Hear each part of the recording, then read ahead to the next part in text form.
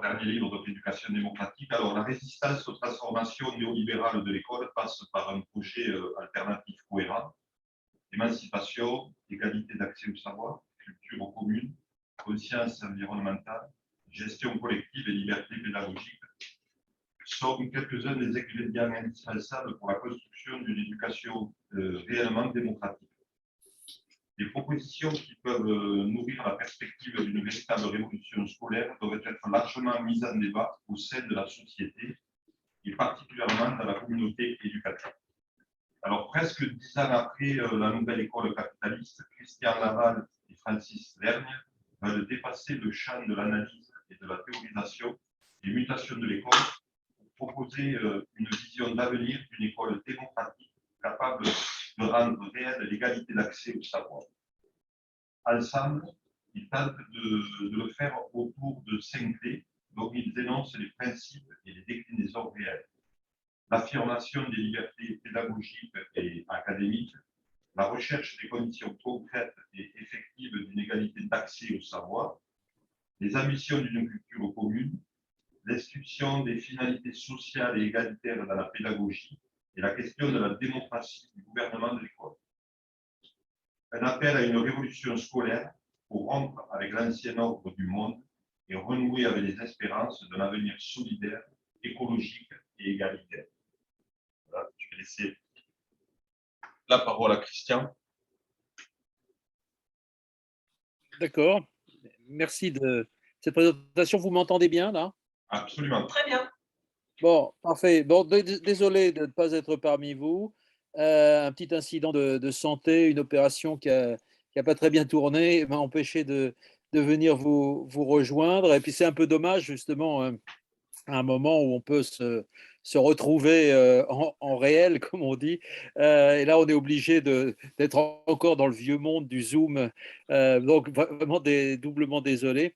En tout cas, merci de m'avoir permis de présenter un certain nombre de thèmes. Et surtout, je voudrais qu'on engage qu'on engage la discussion plus que de faire une longue conférence.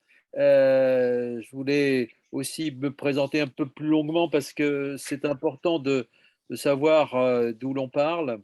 J'ai été très longtemps, donc je suis à la retraite maintenant, hein,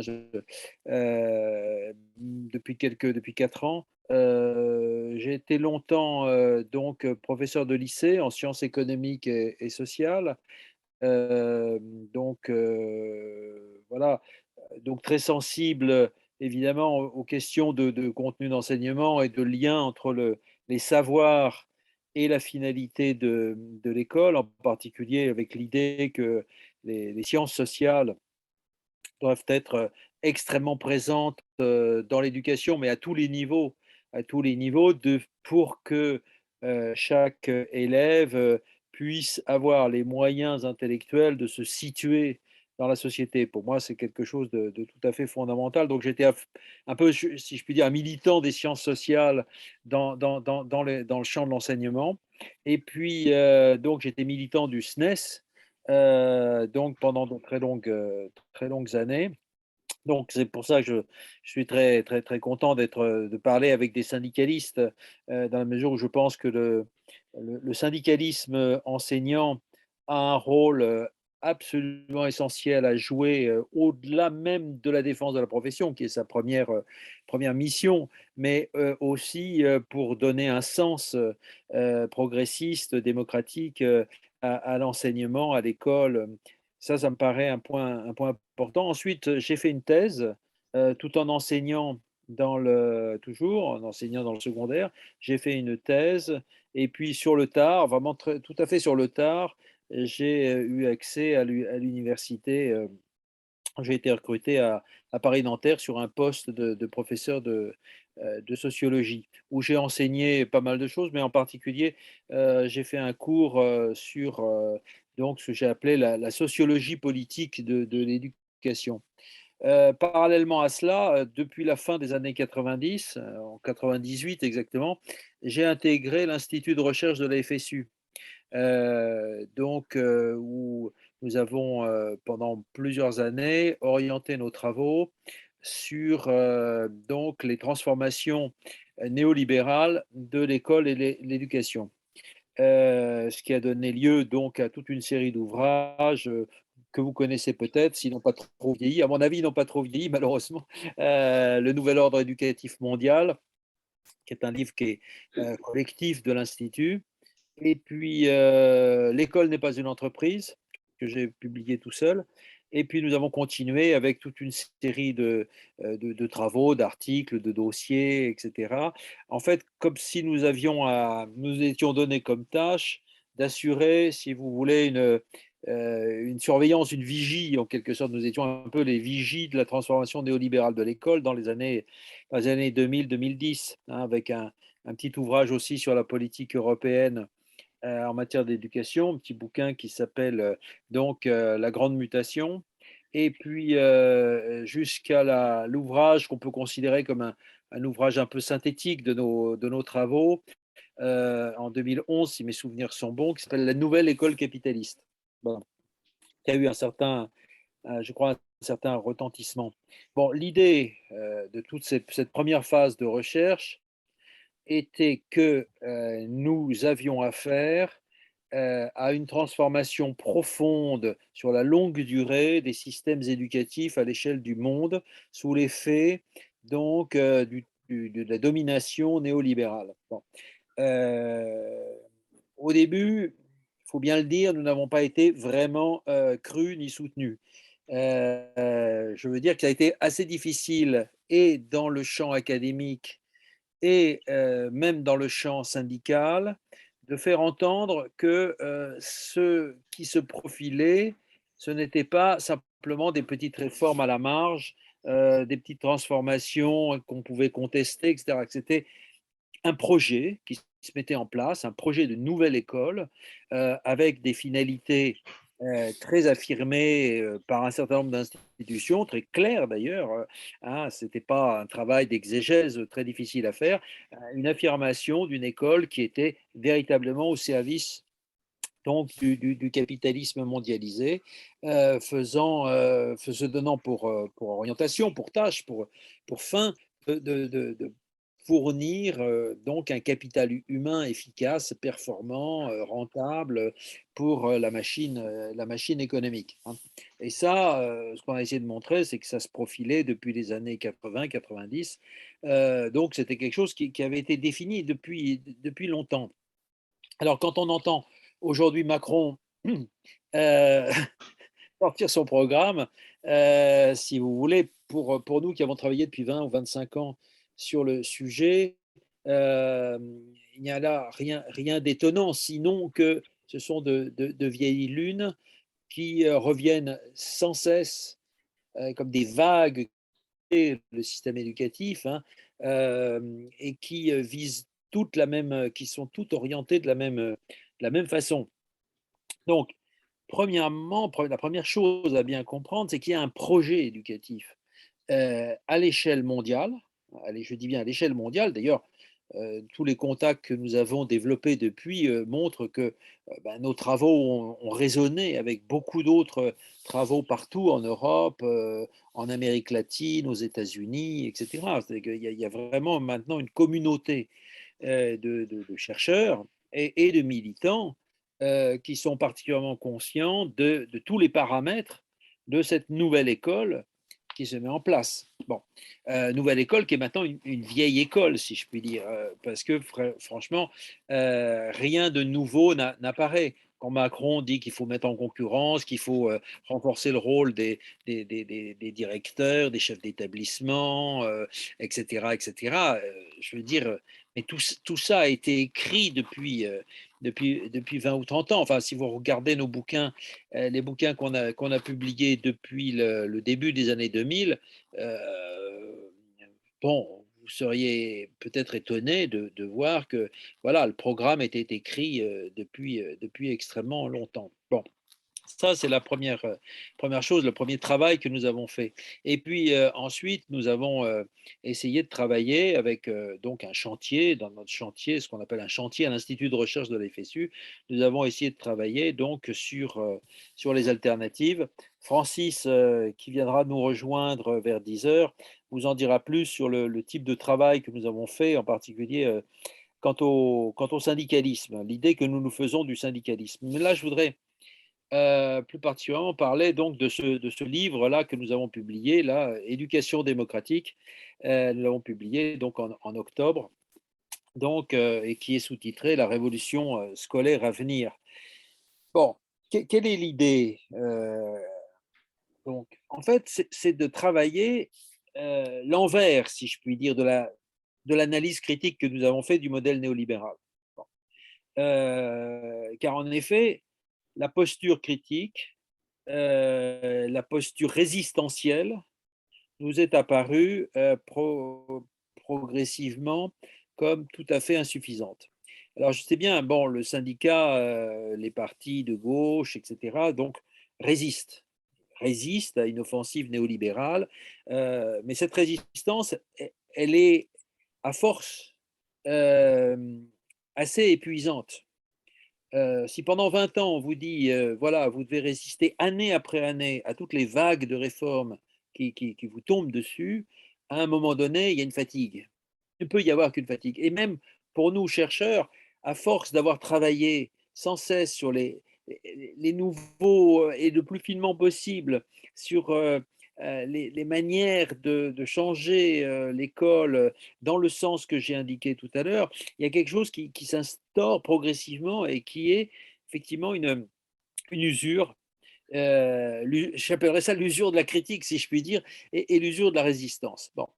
Et nous en sommes venus à nous dire que, au fond, ce qui finit par manquer, ce qui disparaît de l'horizon, c'est précisément ce pourquoi nous nous battons, pour quel type de société, pour quel type d'école, et pour quel type d'école, pour quelle société, nous luttons et nous travaillons. Quand je dis nous lutter, ça veut dire pour moi aussi ce qui se passe dans les classes. Pour moi, je ne sépare pas euh, la lutte que nous avons à mener collectivement dans le cadre d'un syndicat et ce que nous faisons chacun dans nos classes. Alors, dans nos classes ou dans nos cours, euh, évidemment, la question se pose assez différemment de la vie syndicale. Mais pour moi, en tout cas, ça a été ma pratique, et je pense que c'est celle de centaines de milliers d'enseignants. Ce qui se passe dans un cours fait partie, je dirais, oui, d'un combat pour un certain nombre de valeurs, et au-delà, pour un certain type de société. Voilà. Donc, qu'est-ce qui nous manque? Avec Francis et avec d'autres, nous sommes dit, ce qui manque, c'est un grand projet éducatif progressiste de gauche adapté à l'heure présente. Voilà. Euh, alors, si on fait un peu d'histoire, le syndicalisme enseignant, depuis ses débuts, hein, depuis les amicales de la fin du 19e siècle jusqu'à la fondation des premiers syndicats d'enseignants au début du 20e siècle, eh ben, ils se sont toujours donné des horizons politiques progressistes, beaucoup plus larges que la transformation de l'école. Ça a été, pour certains, bon, le solidarisme, le radicalisme, pour les plus modérés, ça a été le socialisme pour beaucoup, ça a été le communisme pour certains. La vie syndicale et l'activité syndicale et je dirais la dynamique syndicale étaient toujours liées à un projet de société. Alors, ça a donné aussi des grands moments, des grands projets, alors évidemment qui ont été progressivement assimilés par la profession et puis aussi un peu dispersés, disséminés et parfois édulcorés. Ça a été des grands moments, les compagnons de l'université au lendemain de la Première Guerre mondiale, Au lendemain de la Deuxième Guerre mondiale, ça a été le plan Langevin-Wallon, enfin des grands projets et de société et d'écoles progressistes. Bon. Et ce qui s'est produit, c'est avec, je dirais, l'affaiblissement du projet de transformation de la gauche. Ça, c'est un peu un euphémisme, hein. C'est-à-dire finalement l'idée que voilà, le socialisme n'était plus ce qu'il était, on y croyait moins, on savait plus ce qu'il était, etc. Il s'est trouvé que, je dirais, du côté politique, il y a eu un très net fléchissement du projet de transformation sociale. Tout ça, et je le dis de façon par euphémisme, hein, pour ne pas dire qu'il y a eu un véritable effondrement du projet politique.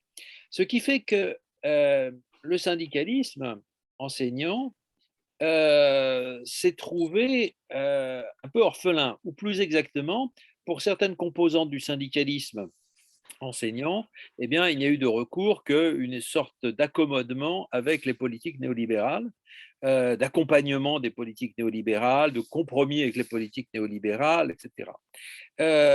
Et pour d'autres, et c'est le cas de la FSU, il y a eu évidemment le maintien d'un projet démocratique, progressiste, etc., mais avec une certaine solitude. On peut dire ça ainsi, des relais beaucoup plus faibles du côté politique. Donc, la question qui s'est posée pour nous, c'est de savoir s'il n'était pas temps de repenser ce projet, ce grand projet de transformation de l'éducation en lien à un projet de transformation sociale. Voilà. Et pour nous, il est clair, enfin, je dis c'est la question, mais pour nous, il est devenu de plus en plus clair que c'était ça que l'on devait attendre du syndicalisme. Alors, c'est un peu nouveau parce que justement, pendant longtemps, le syndicalisme s'est appuyé sur les partis politiques, sur le fait que c'était aux partis politiques de proposer un grand projet de transformation politique. Mais aujourd'hui, dans cette situation, si je puis dire, de solitude relative du syndicalisme, il nous semble que voilà, c'est à lui et à ce syndicalisme de transformation de prendre en charge justement la réflexion sur ce que pourrait être une éducation démocratique pour une autre société. Une société que nous désirons, une société que nous voulons, une société justement qui nous paraît indispensable. Alors qu'est-ce que c'est que cette société? Nous le décrivons rapidement. Nous ne donnons pas des grands mots, nous ne reprenons pas les mots de socialisme, de communiste, nous disons simplement c'est une société de démocratie approfondie, radicale, comme vous voulez, démocratie profonde, une société qui développe toutes les formes d'autogouvernement possibles à tous les niveaux de la société. Voilà. Pour nous, au fond, la démocratie, c'est un projet d'autogouvernement. Voilà. Et donc, avec ceci, évidemment, ça a été rappelé tout à l'heure, avec cet impératif aussi que reprendre le contrôle de la destinée des sociétés contre justement toutes les tendances d'aliénation capitaliste, etc., ça signifie aussi donner à ce projet une dimension écologique. C'est-à-dire aujourd'hui, on ne peut pas simplement reproduire justement les vieux schémas de pensée sur voilà, le fait qu'il suffirait euh, de développer une appropriation collective des moyens de production. Il s'agit évidemment de transformer aussi les modes de production, les modes de consommation. Il s'agit aussi d'avoir une autre idée du rapport que les sociétés doivent entretenir avec la nature. Donc voilà, la question au départ du livre, c'est quelle éducation pour une société réellement démocratique, avec l'idée que la rupture s'impose. Je veux dire, on ne peut pas lire ce livre, si vous voulez, si on ne part pas, enfin, on ne peut pas le comprendre, si on ne part pas de ce postulat qu'une rupture avec l'ordre existant s'impose. Voilà. Et pour nous, justement, ça doit être le premier postulat aussi du syndicalisme enseignant de transformation. Une rupture s'impose, hein. Bon, et dans un moment, justement, où assez difficile, ça a été rappelé, où les nuages sont de plus en plus sombres, hein. Alors, ce grand programme d'avenir, si je puis dire, ben, se heurte tout à fait frontalement, on doit se heurter frontalement à tout ce qui est proposé aujourd'hui et par les forces néolibérales et par les forces néoconservatrices ou néofascistes qui finalement ont, ont deux projets, ont un projet qui commence à fusionner, c'est-à-dire d'un côté la transformation néolibérale de l'école, donc j'en ai parlé tout à l'heure, mais avec aussi et de plus en plus un volet, une dimension restauratrice du passé, donc avec toutes les formes les plus autoritaires, les plus disciplinaires, les plus rétrogrades également, bon, d'une éducation voilà, hiérarchisée, faite pour une société inégalitaire. Bon, les deux vont ensemble, si je puis dire. On le voit bien chez Blanquer.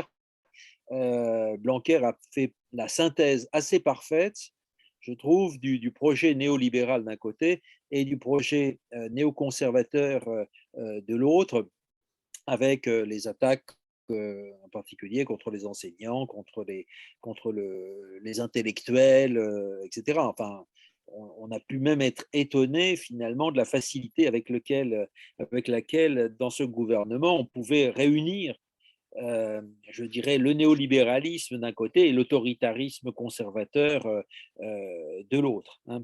Bon, euh, alors nous sommes partisans justement d'une société démocratique, d'une société comme je l'ai dit, et nous nous posons la question quelle école faudrait-il penser et faudrait-il commencer à construire, je dis bien commencer à construire aujourd'hui par nos pratiques, pour ce type de société. Hein. Alors le mot démocratie ou démocratisation,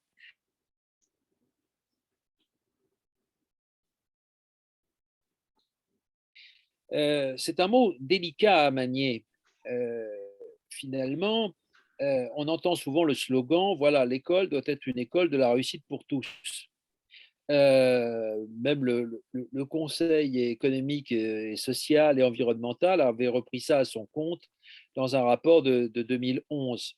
Euh, et ce rapport expliquait, par exemple, que ben, les pistes qui devaient y mener, je cite, sont dans l'école elle-même, qui porte en elle ses propres forces.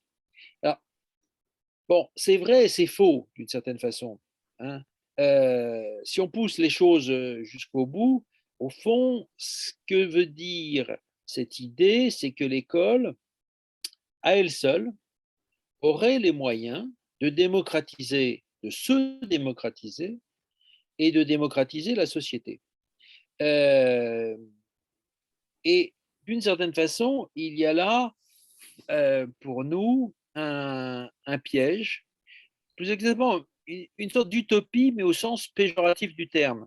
C'est-à-dire, au fond, quelque chose qui relève d'illusions trompeuses. Hein.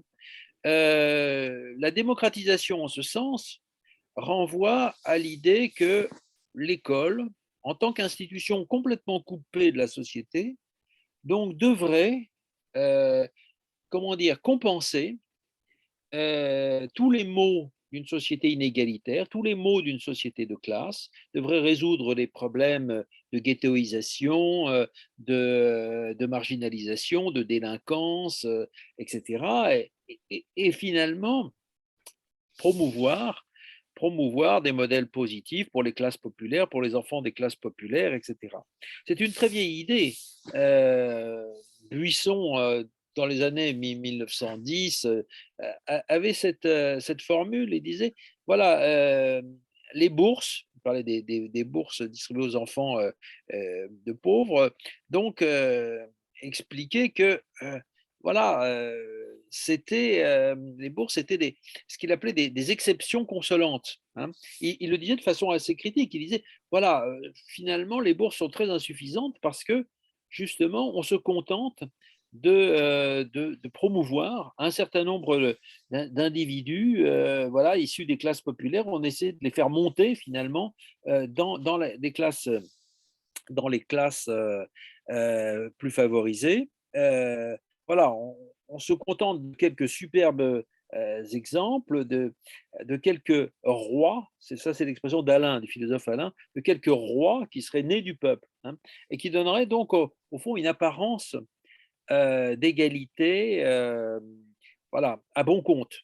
Bon, c'est au fond un alibi, mais cet alibi, il est devenu un peu la conscience sociale, si je puis dire, la bonne conscience du corps enseignant à partir du moment où, c'est surtout à partir de l'entre-deux-guerres, on a interprété la démocratisation justement comme voilà, l'extension de la scolarité à tous, qui était une bonne chose, mais comme si ça suffisait à porter un changement social. Nous appelons ça le scolarisme, qui est au fond un dévoiement du socialisme. Le scolarisme, c'est justement cette idée que je rappelais tout à l'heure, celle du CESE, à savoir que l'école doit compter seulement sur ses propres forces pour égaliser la société, pour finalement combler l'écart entre les classes sociales. Ce qui est évidemment un leurre, et ce qui est encore plus un leurre aujourd'hui, quand toutes les politiques qui sont menées sont des politiques qui viennent renforcer l'inégalité. À la limite, ça pouvait encore être entendu quand il y avait des politiques d'égalisation sociale ou d'extension des droits sociaux en faveur des classes populaires, mais aujourd'hui, ce n'est absolument pas entendable. Alors, nous pensons justement que il faut revenir à un certain nombre de principes de méthode, à ce que Jean Jaurès appelait la méthode socialiste en matière d'éducation. Entre parenthèses, nous avons publié il y a quelques années une anthologie des écrits de Jaurès sur l'éducation. C'est paru en petit point seuil en collection de poche. Je vous invite à aller voir, surtout à Toulouse. Ce serait important de ne pas oublier le grand Jaurès. Bon, Jaurès avait une idée, une méthode quand même extrêmement simple. Il disait, au fond, que la question scolaire est absolument inséparable de la question sociale et politique. C'est très simple, disait-il. Au fond, il ne peut pas y avoir dans une société injuste, comme la nôtre, comme la société capitaliste, il ne peut pas y avoir d'isolat socialiste, d'école parfaitement juste dans un monde aussi inégalitaire. Donc il disait à ses camarades socialistes et syndicalistes, parce que c'était dans des écrits qu'il publiait donc dans la revue de l'enseignement primaire et primaire supérieur, une grande revue à l'adresse des instituteurs et institutrices de son temps, il disait, mais ne vous trompez pas, vous devez vous battre pour une société socialiste en même temps qu'une école socialiste, mais les deux doivent être absolument liés. Bon, donc voilà, c'est un peu le point de départ de notre démarche. Nous appelons ça éducation démocratique, nous pourrions dire éducation pour la démocratie. Quelle éducation pour une société démocratique? Alors le titre éducation démocratique, c'est aussi un clin d'œil à un grand philosophe de l'éducation, qui est un philosophe américain, John Dewey, D-E-W-E-Y, John Dewey, qui a écrit en 1916 un livre tout à fait fondamental qui s'appelle justement donc Éducation et démocratie. Et il se posait en 1916 exactement la question que nous nous posons, même s'il n'apportait pas exactement toutes les mêmes réponses. Il se posait cette question absolument fondamentale, cette question première pour tout enseignant progressiste. Finalement, qu'est-ce que je fais dans ma classe, qu'est-ce que je fais dans mes cours pour aider à la préparation des générations futures pour une société désirable? Voilà. Ça, c'est la question première. Évidemment, c'est celle qui n'est pas suffisamment posée dans toutes les institutions de formation des enseignants et qui devrait être, dans une société réellement démocratique, la première à se poser.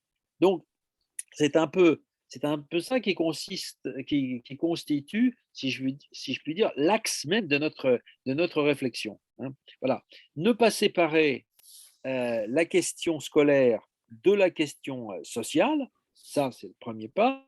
Deuxièmement, comment lier la transformation de l'école à la transformation sociale. Ou inversement, comment, dans un projet de rupture sociale, enfin, quelle éducation devrait être mise en place dans un projet de transformation sociale, hein. Voilà, voilà en gros l'idée, hein.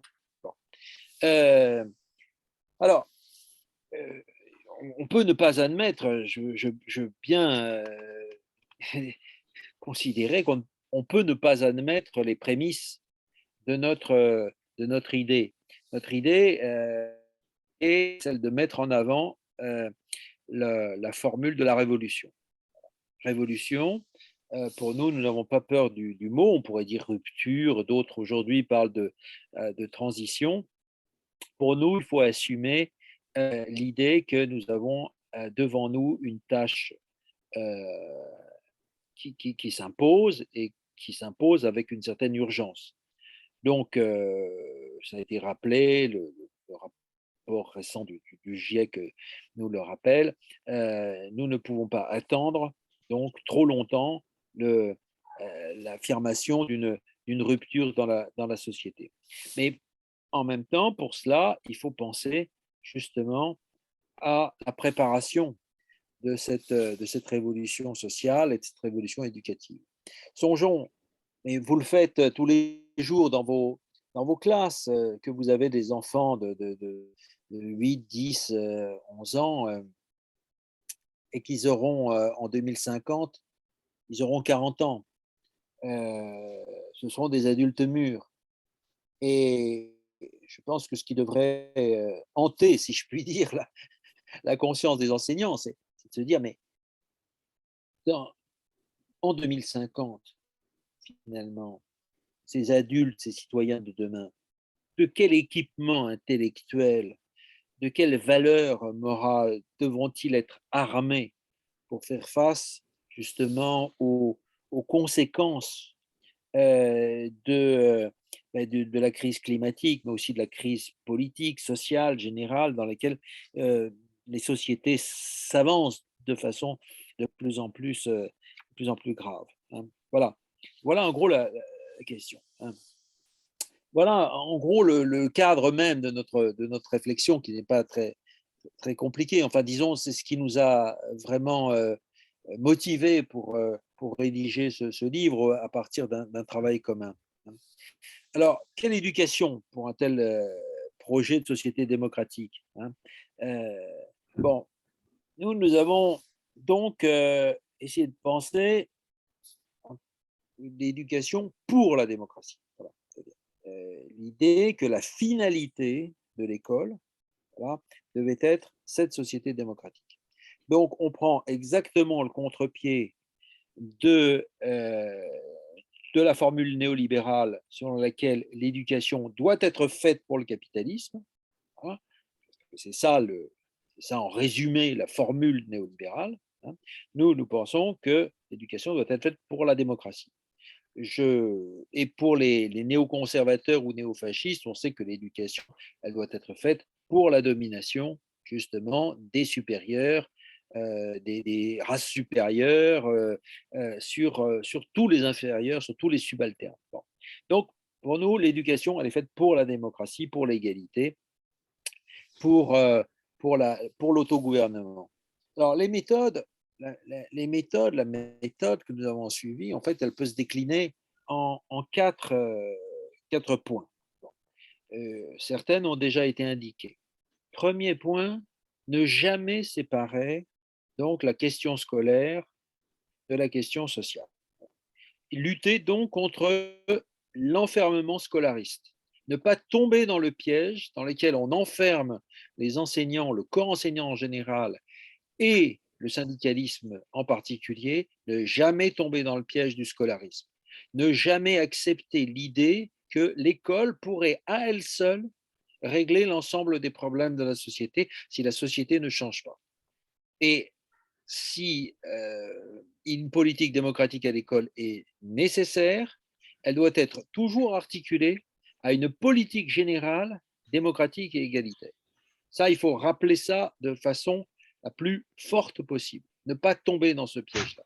Parce que c'est comme ça, et vous le savez très bien, que l'on culpabilise les enseignants, que sans cesse on leur renvoie à leurs insuffisances, à l'insuffisance pédagogique, à l'insuffisance de motivation, les enseignants ne font pas assez d'efforts, etc., etc.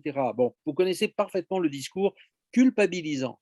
Ce discours culpabilisant, il vient du monde politique, mais aussi en particulier, ne l'oubliez pas, d'une partie du monde académique. Hein, il y a toute une partie de mes collègues sociologues qui, depuis très longtemps, disent ah ben c'est finalement de la faute des enseignants, de leur pédagogie ou de ceci ou de cela, etc. Je crois qu'il y a un combat, un combat vraiment à mener là-dessus. Alors ça n'innocente pas l'école, si je puis dire. Ça ne lui épargne pas ses propres responsabilités. Mais il y a quand même un premier pas à faire de méthode, qui est justement de la réaffirmation de la méthode socialiste de Jaurès. Ça me paraît le point fondamental. Et ça, le syndicalisme doit être sur ce point absolument intransigeant. C'est pour ça qu'il était très important pour nous, comme je l'ai rappelé tout à l'heure, que la FSU, justement, soit au clair avec les politiques néolibérales, qu'elle sache vraiment quel est l'adversaire, quelles sont ses lignes de force, quelles sont ses pratiques, le type de méthode employée justement pour changer l'école. Comprendre qu'en face, il y avait un projet profondément inégalitaire qui se mettait en place. Hein. Bon, ça c'est le premier point. Deuxième point, penser en termes de système éducatif et d'architecture institutionnelle globale. Voilà.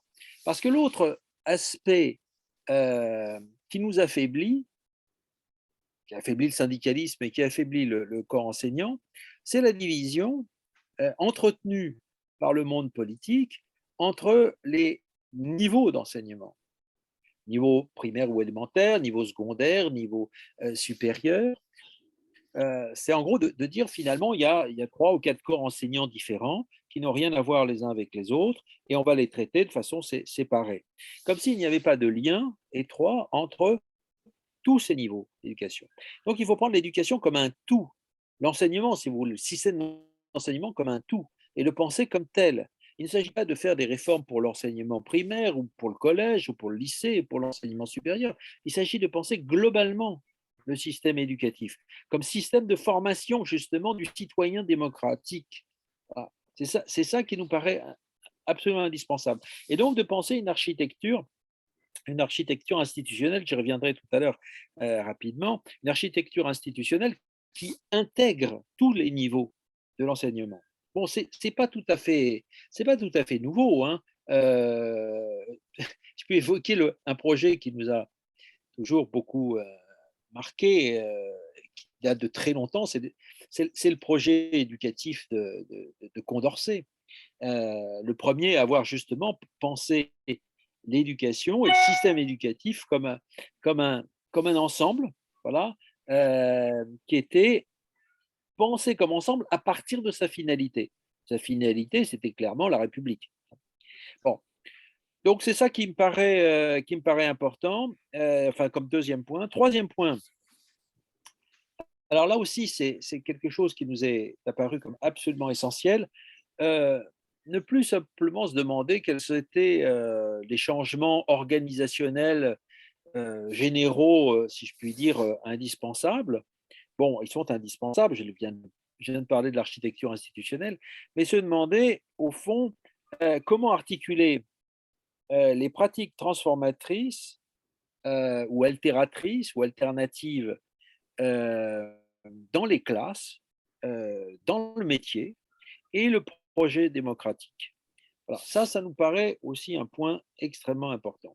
Les réformes, elles sont imposées du haut, elles sont imposées à partir d'une expertise, d'une expertocratie totalement détachée du milieu enseignant et totalement disjointe des pratiques réelles. Or, si l'on veut aujourd'hui construire cette éducation démocratique, il faut s'intéresser aux pratiques réelles. Pratiques réelles, alors ça ne veut pas dire que, disons, les scientifiques, les experts, etc., n'ont pas leur mot à dire. Il y a des études remarquables, des observations en classe qui ont été faites, documentées, analysées, théorisées. Enfin, il y a une littérature maintenant extrêmement abondante, justement, qui permettent d'analyser les pratiques, par exemple, voilà, le type de rapport qu'on peut instituer entre les élèves, entre les élèves et le professeur, le type de rapports sociaux au savoir qui peuvent être aussi analysés, qui sont absolument importants à connaître pour justement les pratiques pédagogiques. Mais enfin, toujours partir des pratiques et faire en sorte que les enseignants eux-mêmes soient à même de se demander si ce qu'ils font en classe, finalement, va dans un sens démocratique ou pas. Moi, j'étais toujours frappé par cette remarque peut-être très marginale, anecdotique, mais à mon avis essentielle de Bourdieu, quand il disait euh, la remise de copies à des élèves n'est absolument pas neutre sociologiquement et politiquement. On sait que dans un certain nombre de classes, c'est souvent le cas dans des classes. Euh,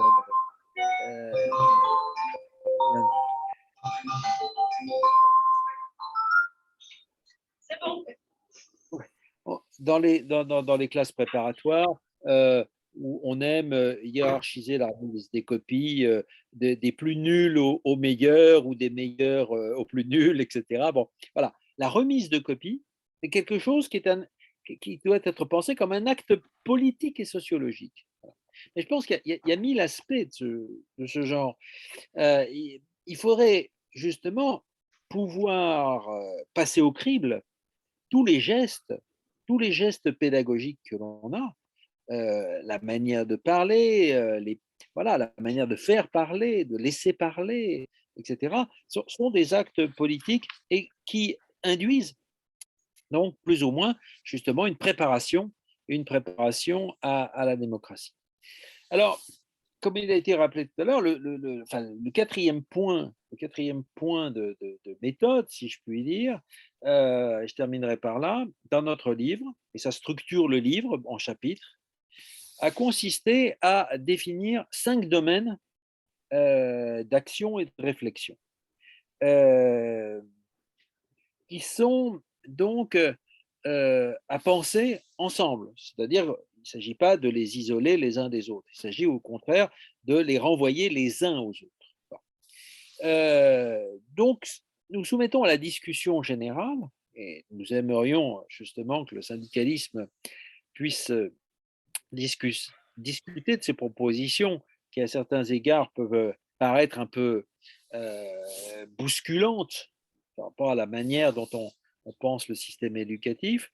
Le premier concerne justement la liberté de l'intelligence, la liberté du savoir, euh, qui nous paraît être le principe premier.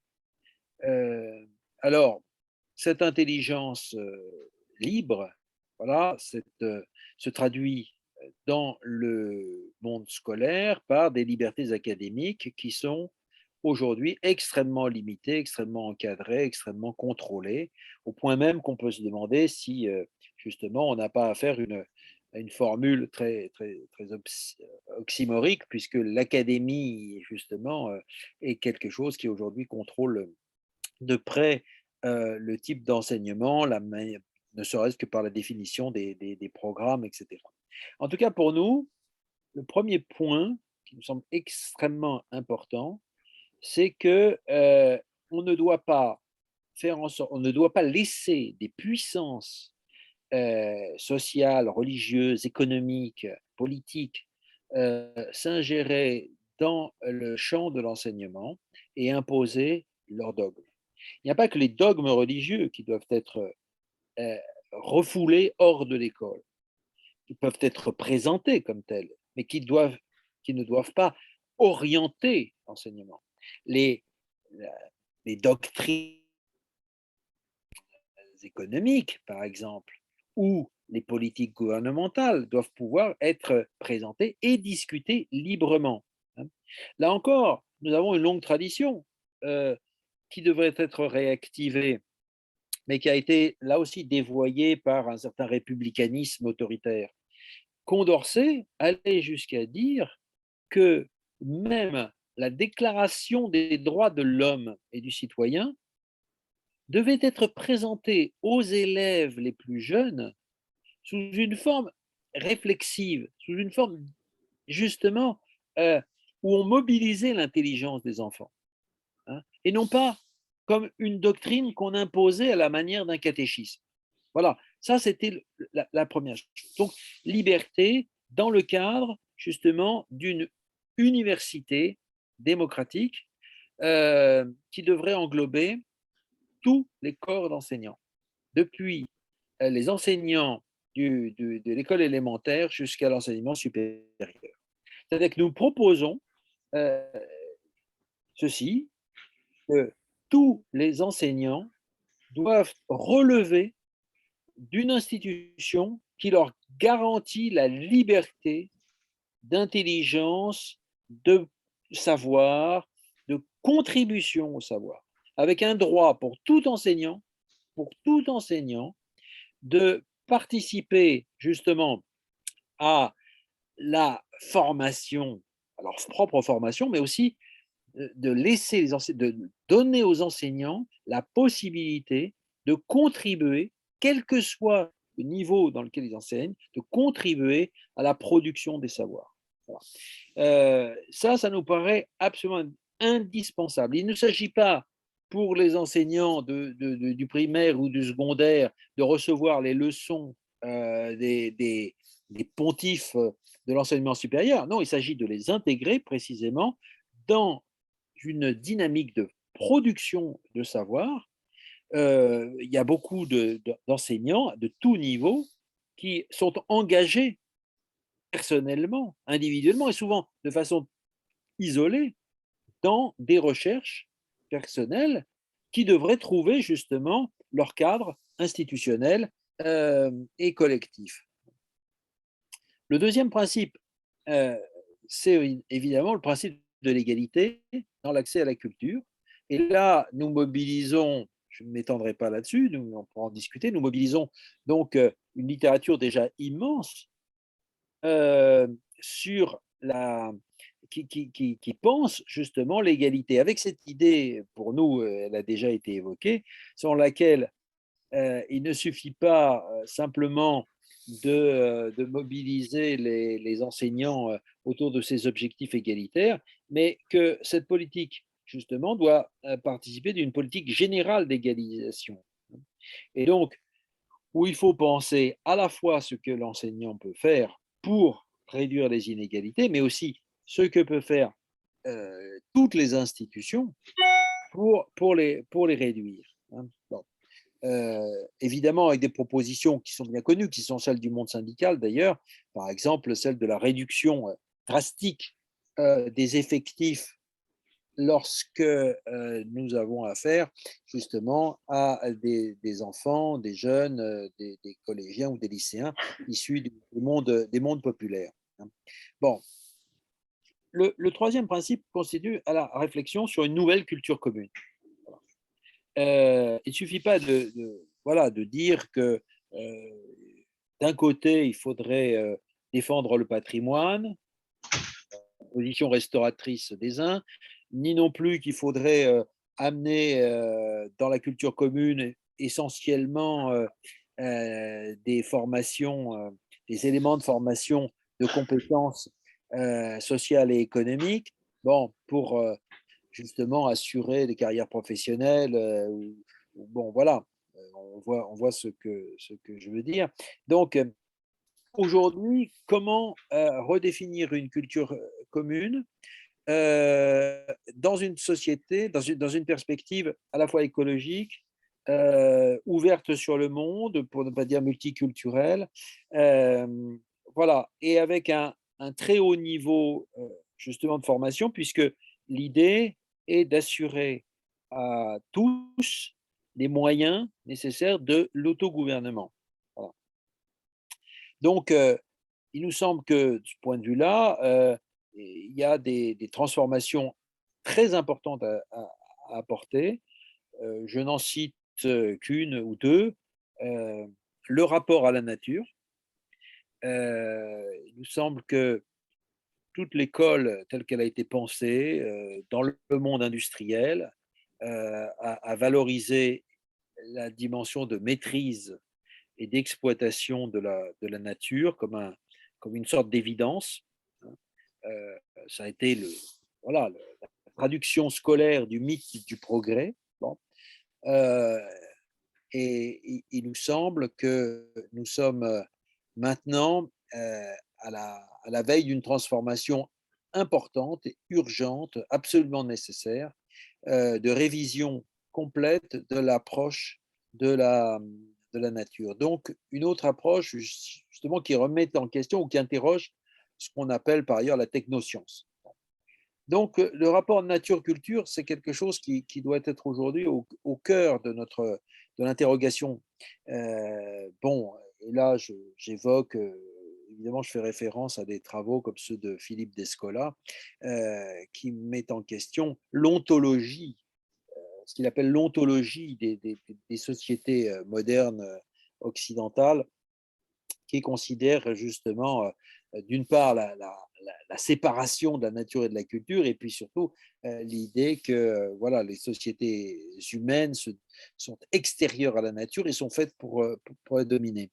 Donc ça, c'est un point extrêmement important et il faut se demander dans tout ce que l'on dit et fait à l'école, justement, si on est capable, enfin, ou comment être capable de penser autrement l'insertion, si je puis dire, ou l'immersion donc des activités humaines parmi les activités voilà, la nature.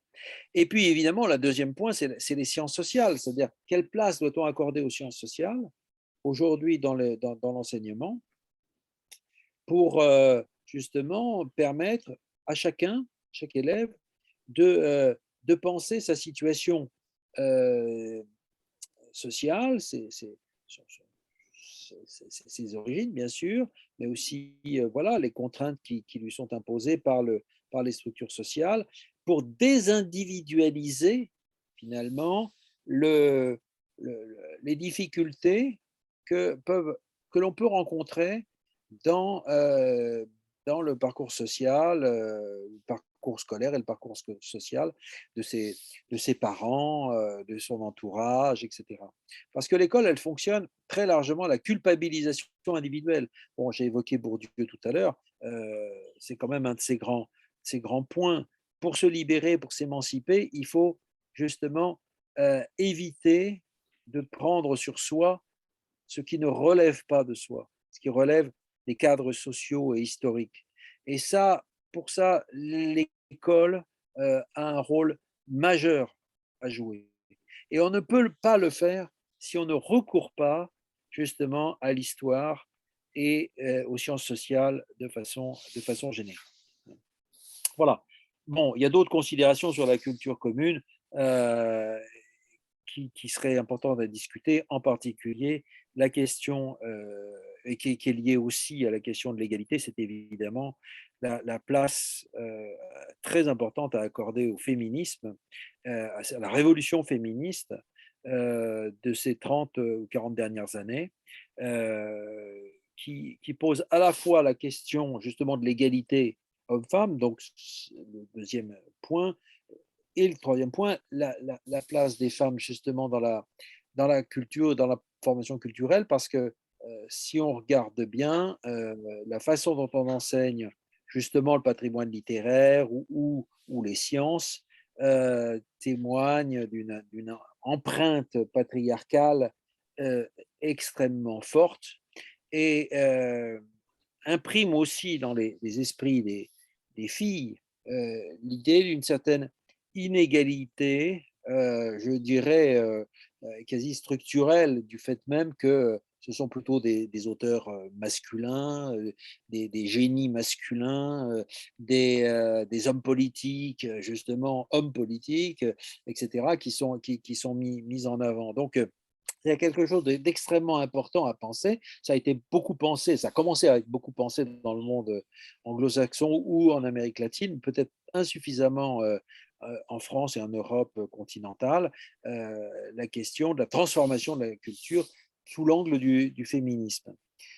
Enfin, quatrième point, et ça, c'est peut-être plus évident, c'est quel type de pédagogie va dans le sens de la démocratie. C'était justement une des grandes préoccupations de John Dewey, mais aussi de toute l'éducation nouvelle.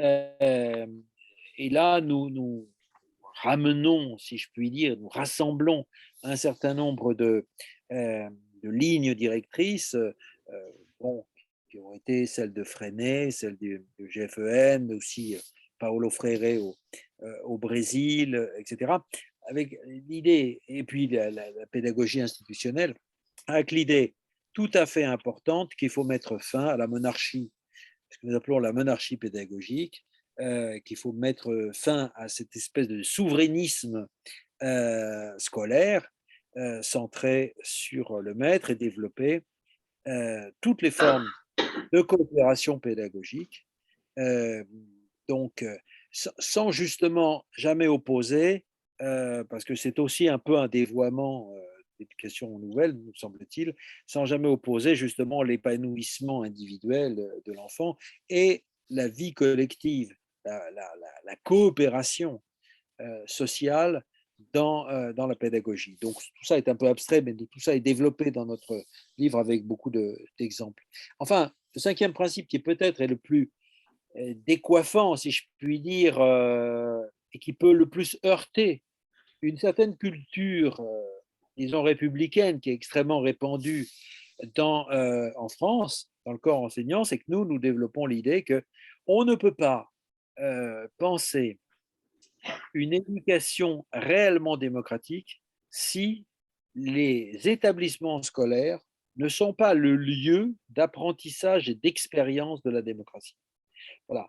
Rien ne servira de faire des grands discours sur voilà, la démocratie à venir, etc., si on ne change pas le mode de gouvernance, comme on dit, des établissements scolaires. Voilà.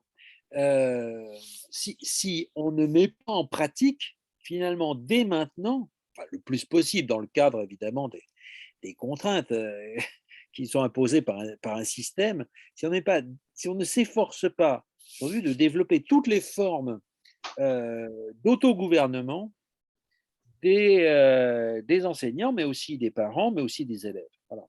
Euh, un système de formation ne peut pas se dire démocratique s'il est géré du centre, s'il est constitué par une hiérarchie extrêmement voilà, tatillonne, harcelante, parfois persécutrice, etc. C'est absolument impossible. Il y a là quelque chose qui est d'une contradiction dans les termes.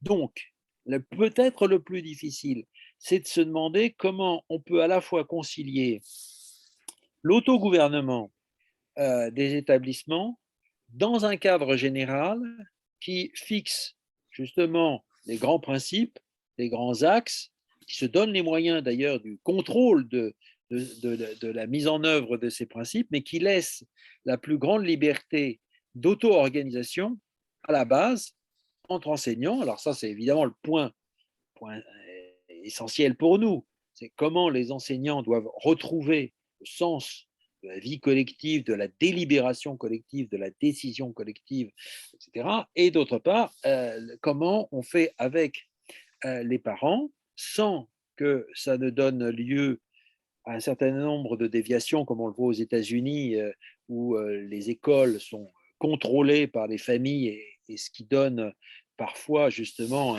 un côté extrêmement ségrégatif à l'éducation. Donc, comment on intègre néanmoins les parents à la vie scolaire et comment aussi on développe les formes démocratiques de, parmi les élèves et de tout niveau. Parce que ce qui manque absolument cruellement dans nos établissements, c'est justement tous ces lieux et ces occasions de formation démocratique, d'apprentissage démocratique, d'expérience démocratique. Pour résumer, au fond, pour nous, il n'y a pas de rupture scolaire révolutionnaire si l'on ne commence pas dès maintenant à développer ces nouvelles formes d'apprentissage démocratique. Voilà. Mais portant sur tous les points, que ce soit la culture, le rapport à la liberté, l'égalité, l'autogouvernement, et la pédagogie. Tous ces points doivent être abordés ensemble, doivent être pensés ensemble. Donc, c'est ce que nous avons voulu faire dans ce livre, voilà, dont nous attendons justement qu'à terme, il puisse servir à la discussion collective, en particulier à l'échelle syndicale. Voilà, je vous remercie, j'étais un peu trop long, mais je vous remercie de votre attention. Merci beaucoup. Merci. Alors, je ne sais pas si Francis est connecté ou pas, on ne voit pas. Je suis connecté. Ah, bonjour. Bonjour. Bonjour. Ok. Alors, est-ce que vous préférez enchaîner pour l'intervention ou qu'on fasse un temps peut-être d'échange et de questions? Tu entends, Francis? Écoutez, c'est vous qui choisissez. Hein. Moi, je veux bien soit intervenir tout de suite, soit après. Vous dites.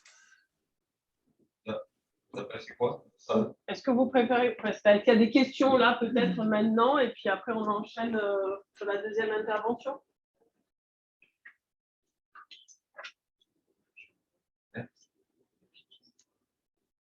Bon, pour l'instant, il n'y a pas de questions. Alors peut-être ça va venir après.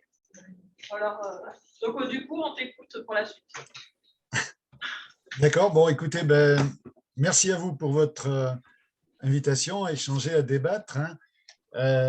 Moi, je dirais que dans le prolongement de ce que vient de présenter Christian, mon propos va surtout consister à interroger de façon, je dirais, à la fois critique et constructive, on pourrait dire de façon constructive parce que critique, la place et le rôle que peut prendre le syndicalisme dans l'élaboration donc d'une doctrine éducative globale qu'a rappelé Christian, d'une doctrine éducative qui relie la transformation fondamentale de l'école et la transformation radicale de la société.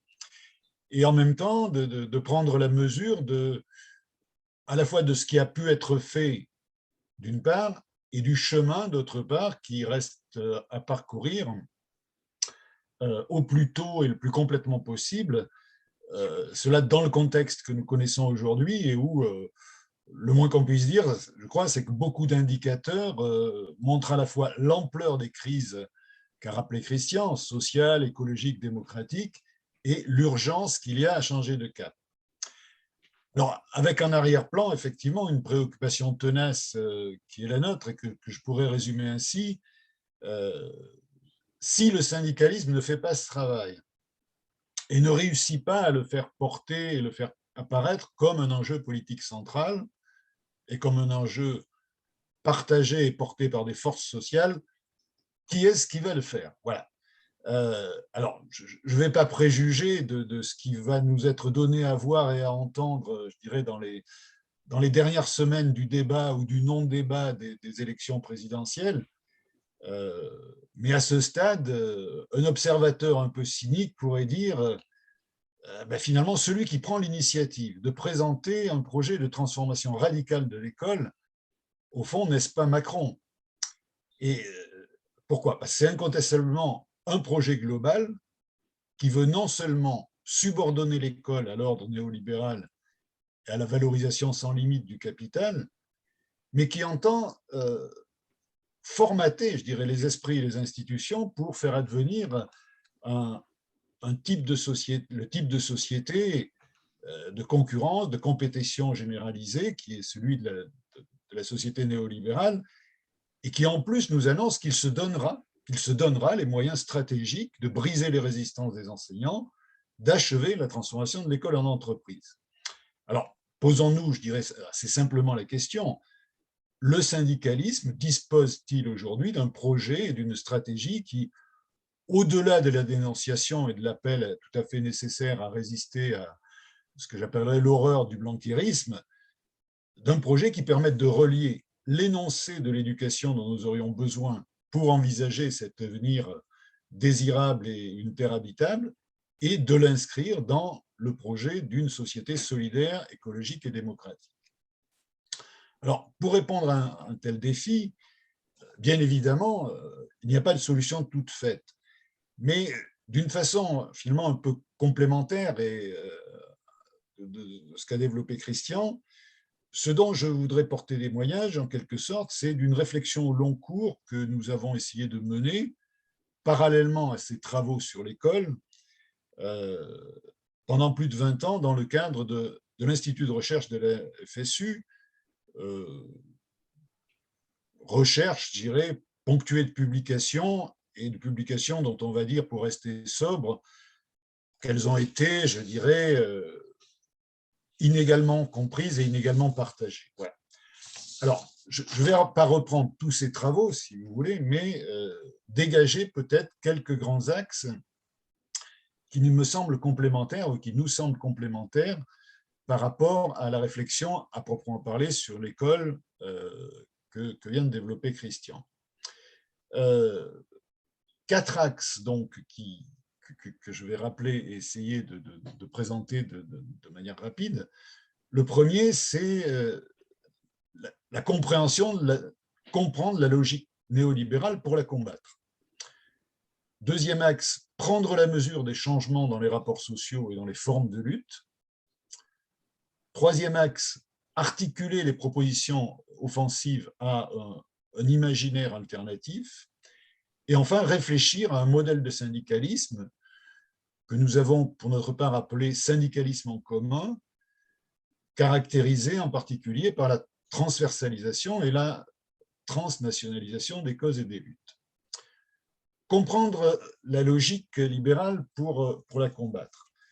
Cet axe, d'une certaine façon, il nous ramène un peu en arrière, puisque c'était l'un des points centraux de notre ouvrage qui a maintenant un peu plus de 10 ans, donc la nouvelle école capitaliste, parue en 2010.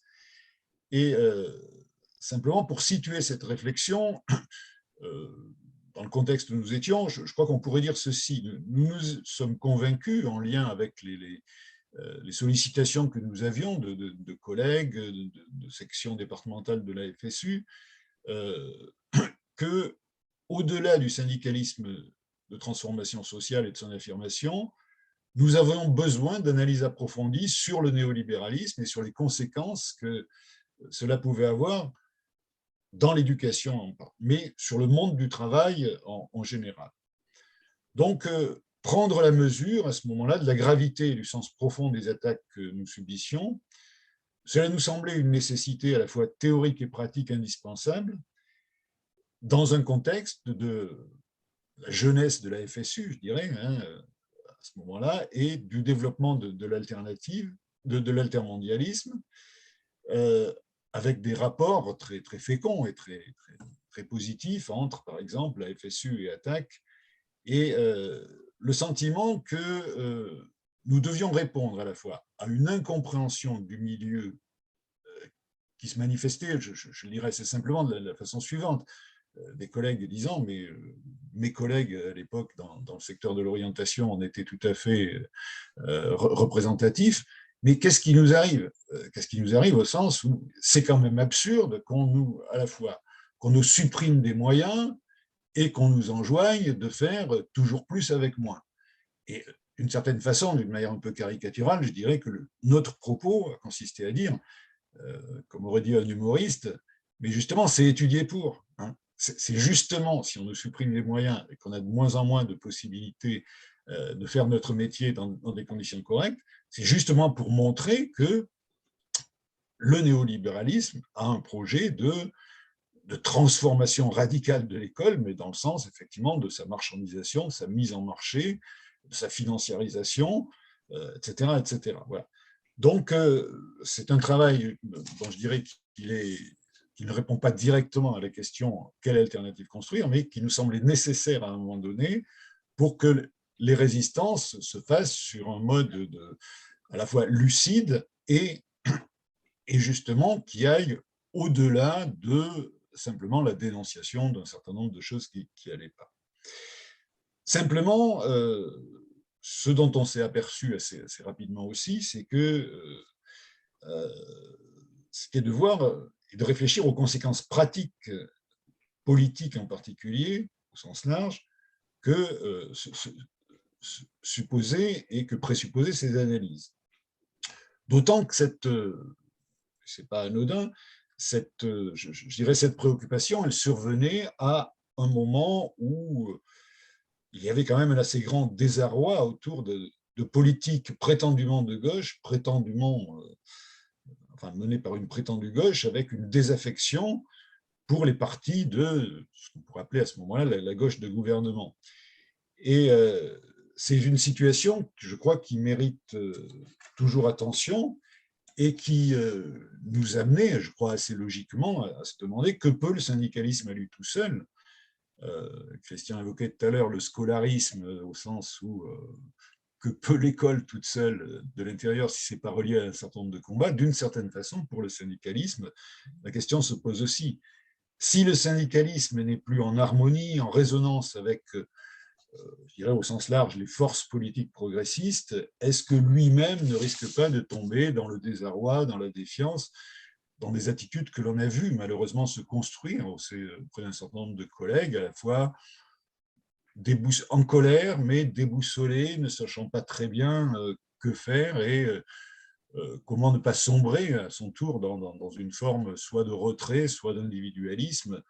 Je crois que ça a fait partie du contexte dans lequel, effectivement, nous avons dû essayer, modestement, mais à notre échelle et là où nous étions, d'apporter un certain nombre de réponses, et de le faire également en lien avec ce que l'on percevait au niveau de la société, en particulier le fait qu'une grande partie des couches populaires, et pas seulement dans la périphérie du salariat, avaient pour le moins une incompréhension, pour ne pas dire plus, vis-à-vis de ces partis de gauche qui les avaient trahis et abandonnés.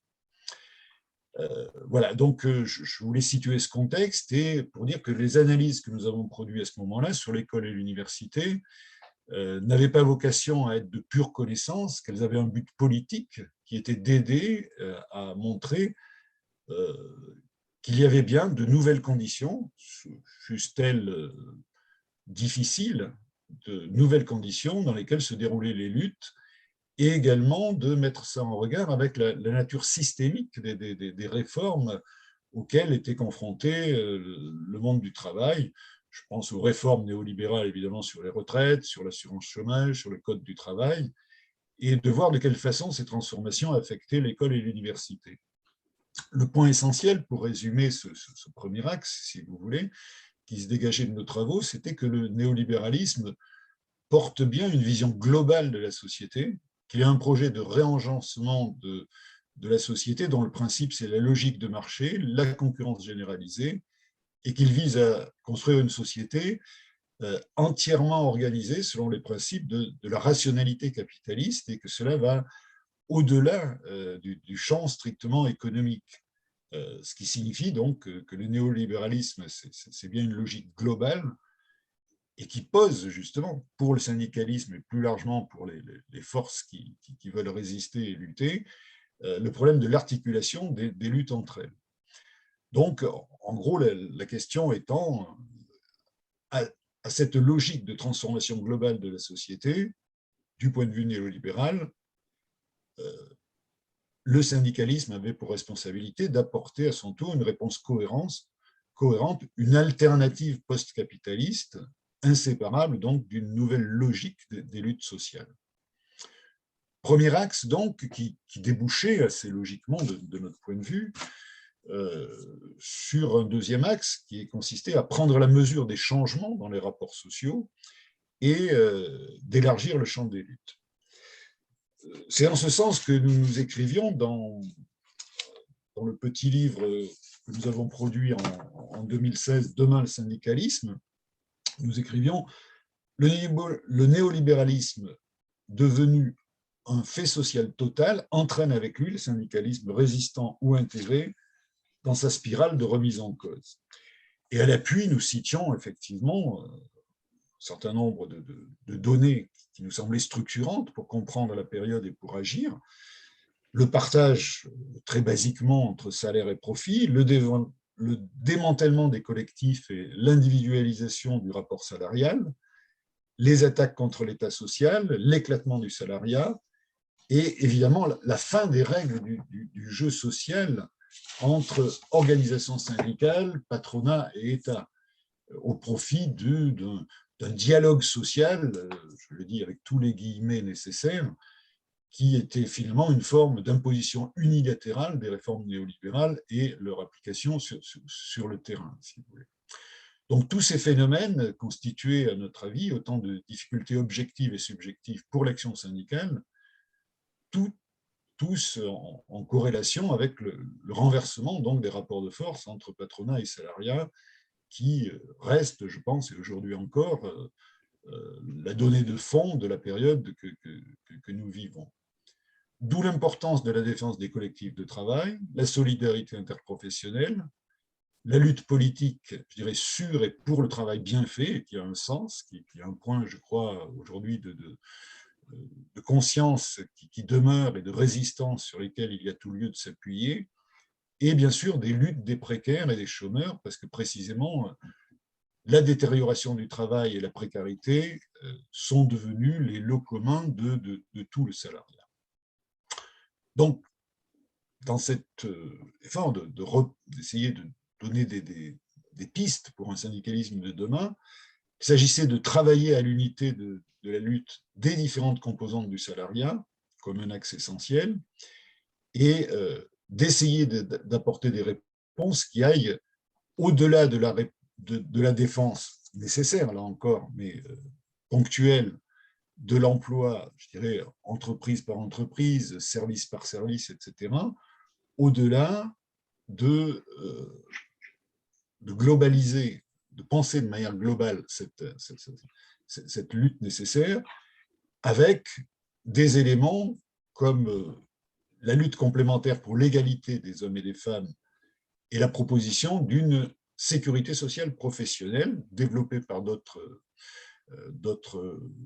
organisations syndicales, je pense à la CGT en particulier, mais repris d'une manière peut-être trop timide à notre sens par y compris la FSU, au moins à ce moment-là.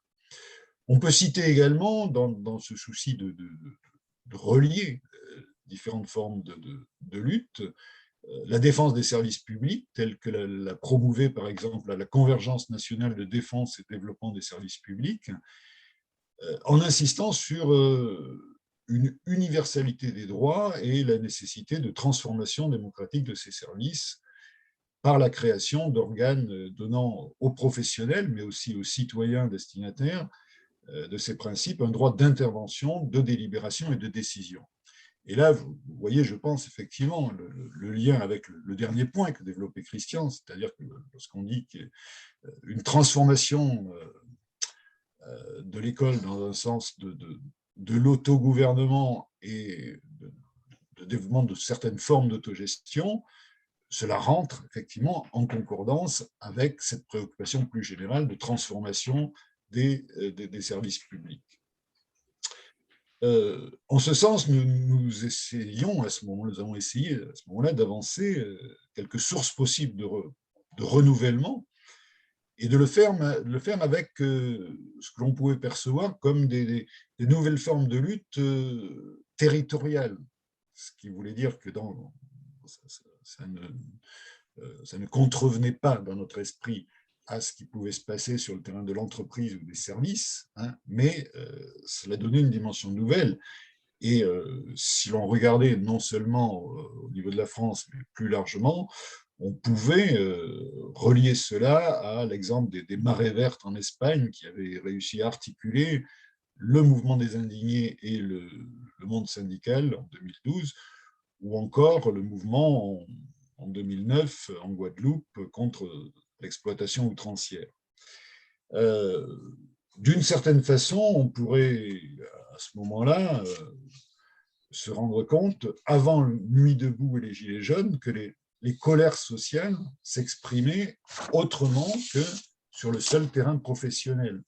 Les territoires ou les espaces urbains devenaient à ce moment-là des lieux privilégiés de contestation, et la grande question qui se posait alors était de savoir comment établir une relation, pas toujours simple, avec beaucoup d'incompréhension, mais désormais nécessaire, une relation entre ces nouvelles formes et ces nouveaux espaces de lutte et la lutte syndicale centrée, classiquement, et c'est normal, sur les rapports sociaux de travail.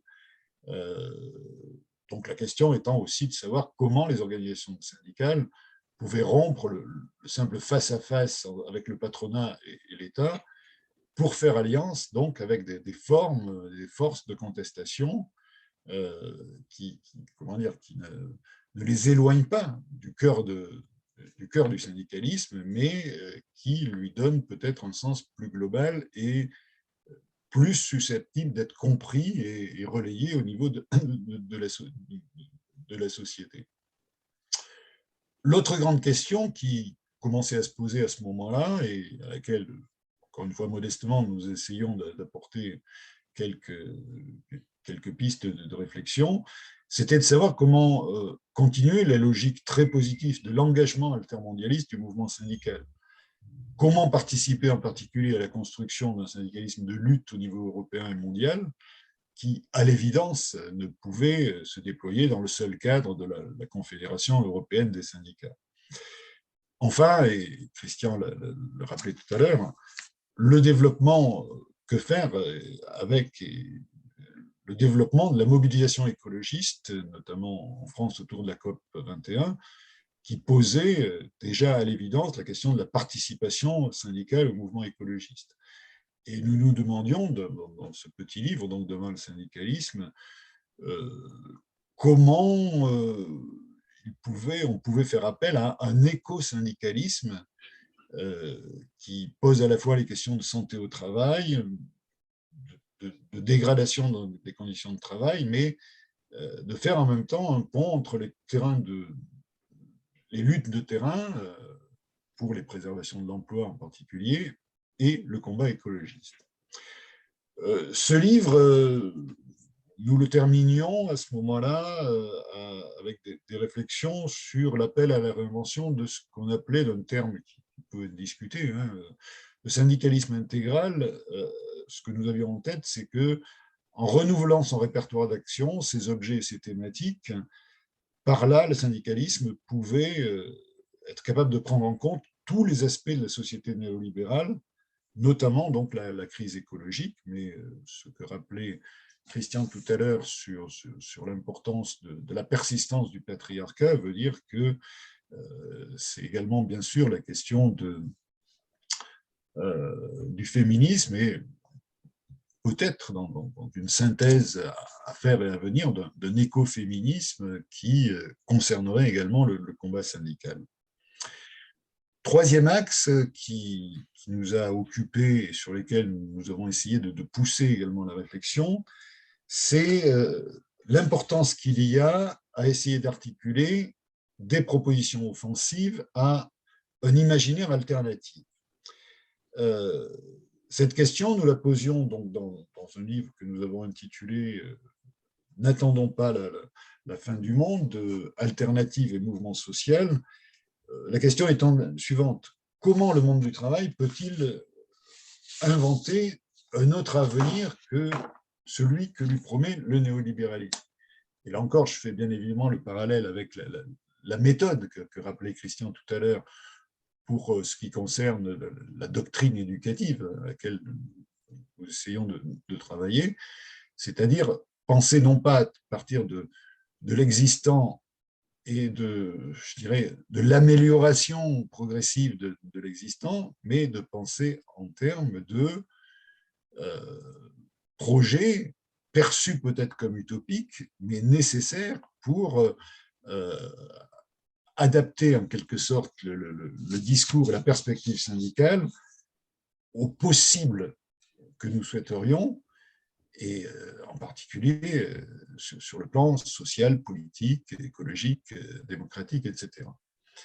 Nous le faisions effectivement à ce moment-là en rappelant la situation historique imposée par le néolibéralisme qui, bien évidemment, a pesé lourdement dans le fait que le syndicalisme s'est trouvé acculé en quelque sorte à des postures défensives, à des luttes de résistance nécessaires, mais qui présentaient le danger de faire apparaître à ce moment-là le syndicalisme comme une force à la fois déclinante et tournée vers le passé.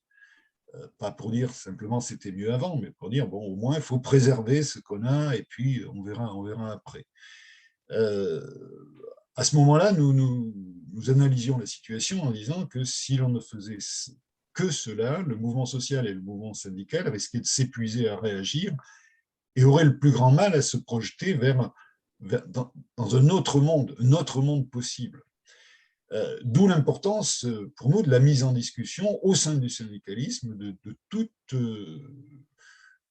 un ensemble de propositions offensives, à la fois celles issues du monde syndical, assez classiquement, telles que la réduction du temps de travail, les revendications féministes d'égalité des femmes et des hommes au travail, la sécurité sociale intégrale, y compris sur le plan professionnel, mais aussi d'articuler ces réflexions issues du champ syndical à d'autres propositions élaborées en dehors du champ syndical, mais qui le concernaient.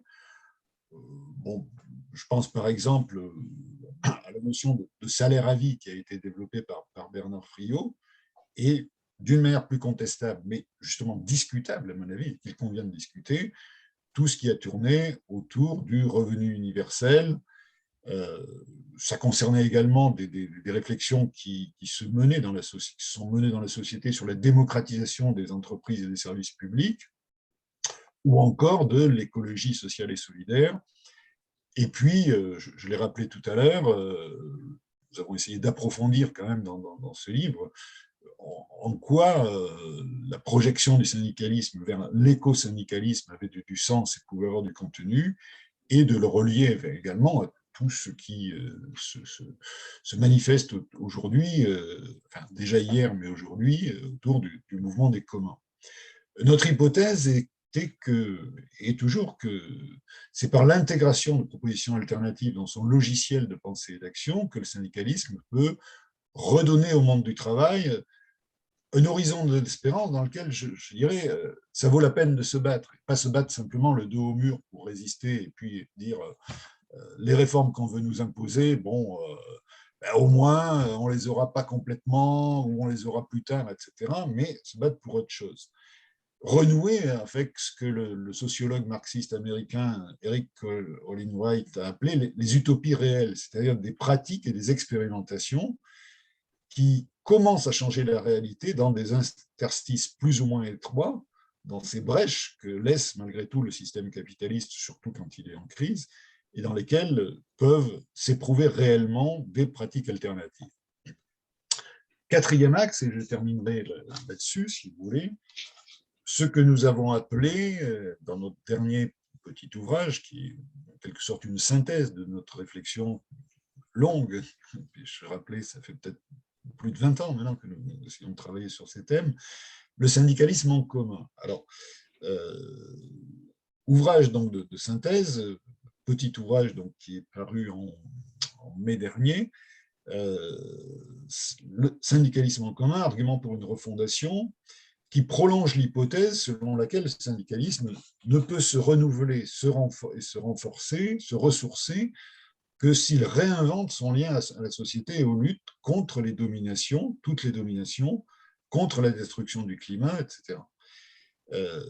C'est-à-dire l'idée qu'il ne suffit pas de se dire plus intransigeant, plus radical, même si c'est parfois nécessaire, mais de réinventer un lien avec les luttes sociales qui portent sur l'ensemble des dominations qui traversent la société et de poursuivre l'élargissement en redéfinissant des objectifs égalitaires, démocratiques, féministes, écologistes du syndicalisme. C'est l'idée selon laquelle le syndicalisme ne peut plus fonctionner selon un certain nombre de vieilles divisions, si vous voulez, divisions du social et du sociétal, du professionnel, de l'économique, du politique, du culturel, de l'environnemental, etc., etc. ne pas prendre ces éléments comme des éléments saucissonnés, en quelque sorte, et bien comprendre, bien appliquer le fait que le syndicalisme ne peut plus être un mode d'organisation et d'action cantonné aux seules questions professionnelles, si importantes soient-elles, et d'abandonner aux autres les autres terrains, enfin d'abandonner les autres terrains à d'autres en ignorant les interdépendances qu'il peut y avoir entre la domination sur le travail et les autres dominations. Au fond, c'est l'idée que toute question concernant le travail est aussi une question sociale, politique, culturelle, environnementale, qui touche donc à toute l'organisation de la société, à sa reproduction et l'existence tout entière des individus.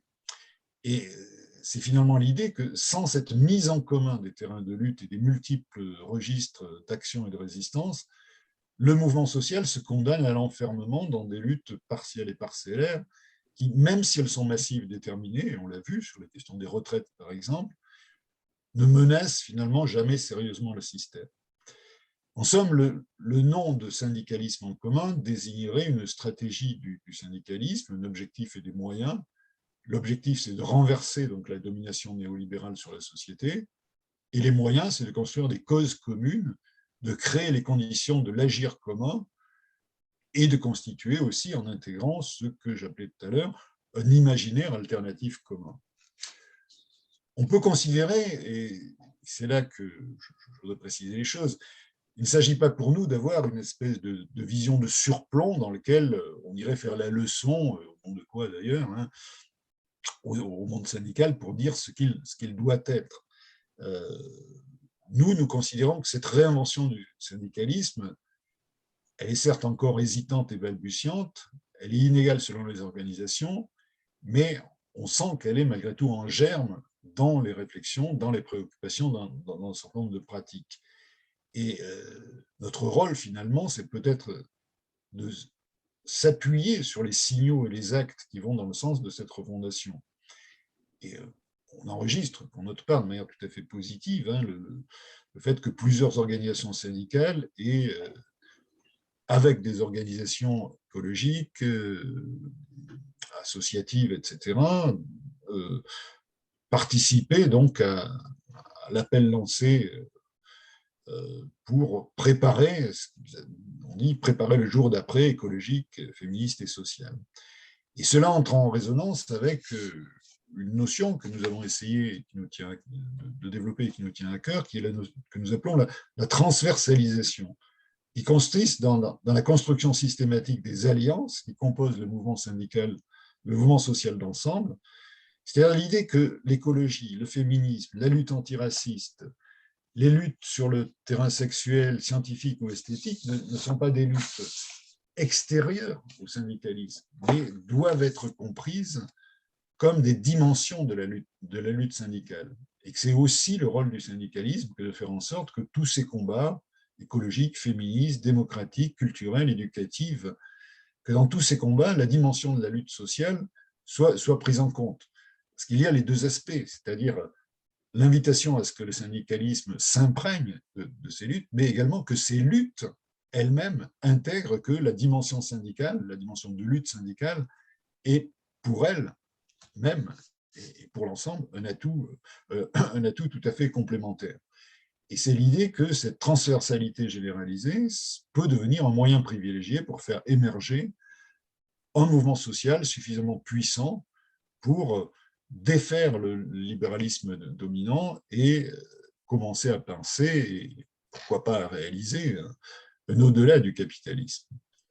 Donc on pourrait énoncer cet impératif, espèce d'impératif pratique, pas de convergence des luttes sans transversalisation des causes. Et il ne s'agit pas seulement, donc, comme je l'ai dit tout à l'heure, que le syndicalisme soit féministe, écologiste, antiraciste, mais que le féminisme, l'écologie, l'antiracisme soient aussi syndicalistes, c'est-à-dire qu'ils intègrent la dimension de lutte contre une domination capitaliste et bureaucratique sur le travail. Donc l'urgence, en quelque sorte, de penser, de commencer à mettre en œuvre une configuration oppositionnelle d'un type nouveau. Comment faut-il l'appeler? Je ne sais pas, bloc, archipel, je crois que c'est devant nous et on peut toujours en discuter. Mais on l'aura compris, donc il ne s'agit pas pour nous de dire que, et c'est peut-être l'élément conclusif de nos travaux, que le syndicalisme en commun a tout à réinventer, mais plutôt de systématiser des pratiques syndicales fondées sur la mise en commun des causes et des problématiques des luttes. Et je terminerai, pour montrer que les choses sont parfois un peu récurrentes et ne sont jamais résolues, mais laissent malgré tout des problématiques et des germes sur ce qu'il convient d'essayer de faire. Je terminerai par une citation de Sophie Bérou et de Karel Lyon, qui faisait cette proposition après le mouvement de 2010. Il disait la chose suivante, je les cite: « L'occasion pour les responsables syndicaux de prendre conscience de cette responsabilité qui leur incombe et qui renvoie aux plus grandes heures du mouvement ouvrier, quand les propositions des organisations syndicales irriguaient le débat politique, le planisme cégétiste des années 1930, aux nationalisations et à la sécurité sociale à la libération, jusqu'au socialisme autogestionnaire dans les années 70. Alors que la gauche est atone et divisée, il serait possible que d'importantes fractions du mouvement syndical servent de catalyseur à l'élaboration d'un véritable agenda de transformation sociale. » Je vous le dis, ça date de 2010. Est-ce actuel? Je vous laisse y réfléchir et échanger éventuellement. Voilà, merci.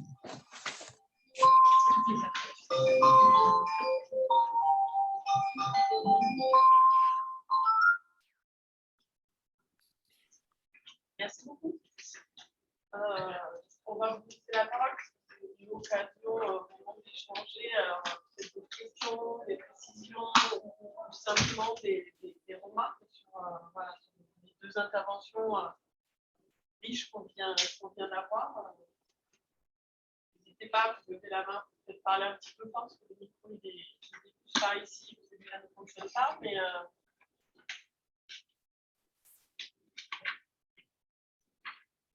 oui.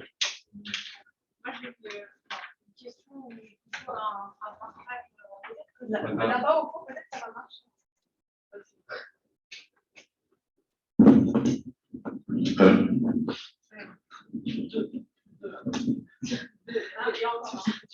Alors, ce serait plus pour Monsieur Christian Laval. C'est un partage d'expérience et du coup une question par rapport à des choses qu'il a dit. Donc, il y a un moment, il a évoqué de ne pas séparer questions scolaires et questions sociales pour ne pas tomber dans le piège du scolarisme.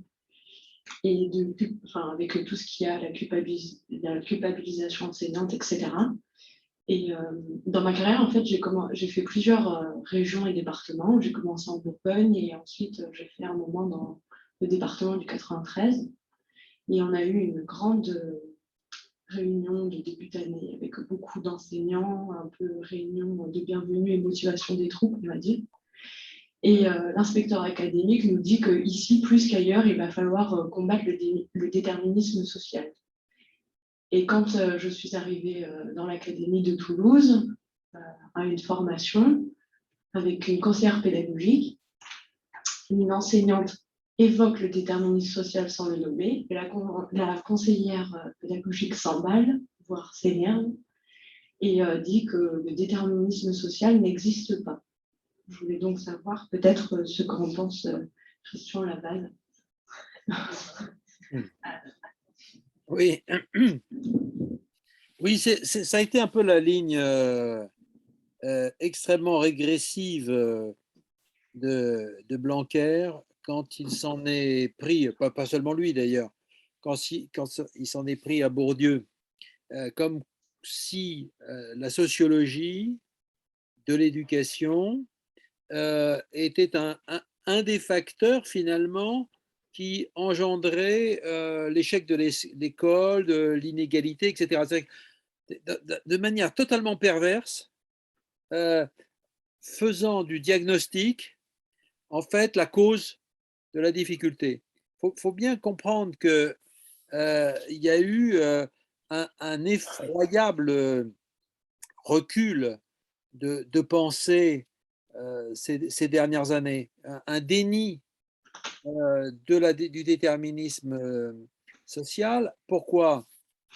Parce que, en fait, c'est très clair chez Macron, il y a l'idée hyper individualiste que chacun peut s'en sortir s'il développe ses propres efforts, son potentiel, etc. C'est-à-dire qu'on a une démarche, si vous voulez, qui est tout à fait conforme à ce qu'on entend dans les entreprises privées, à savoir que finalement, qui veut peut.